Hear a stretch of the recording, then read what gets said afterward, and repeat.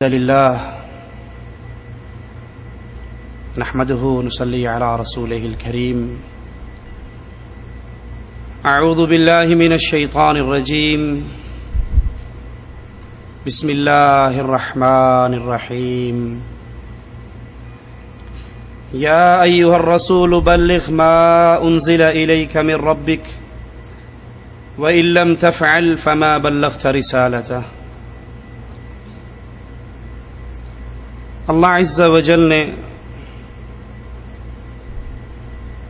تمام کائنات کو پیدا فرمایا ہے. انسانوں اور جنوں کا خالق بھی اللہ ہے. اس دنیا میں آنے کا مقصد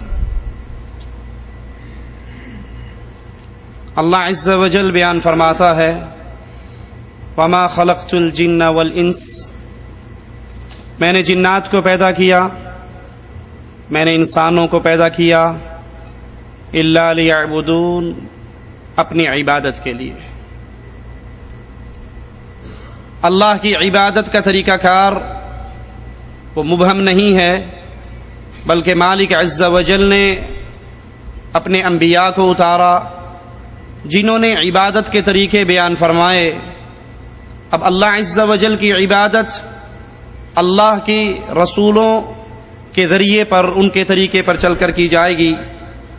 مالک اسی مقصد کو ایک اور مقام پہ بیان فرماتا ہے الذی خلق الموت والحیات لیبلوکم ایکم احسن عملا، میں نے یہ موت و حیات کا یہ سسٹم، یہ نظام اس لیے بنایا ہے تاکہ یہ دیکھوں تم میں بہترین عمل کون کرتا ہے.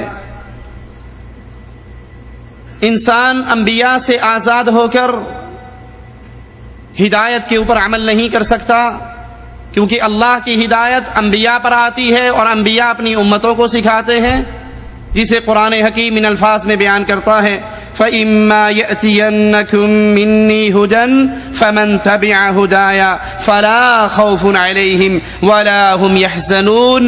تم پر میری طرف سے ہدایت آئے گی، جس نے اس ہدایت کی تبع کی، جس نے انبیاء کے نقش قدم پر اپنے قدموں کو جمایا، قیامت کا دن ہوگا نہ ان پہ غم ہوگا نہ یہ پریشان ہوں گے.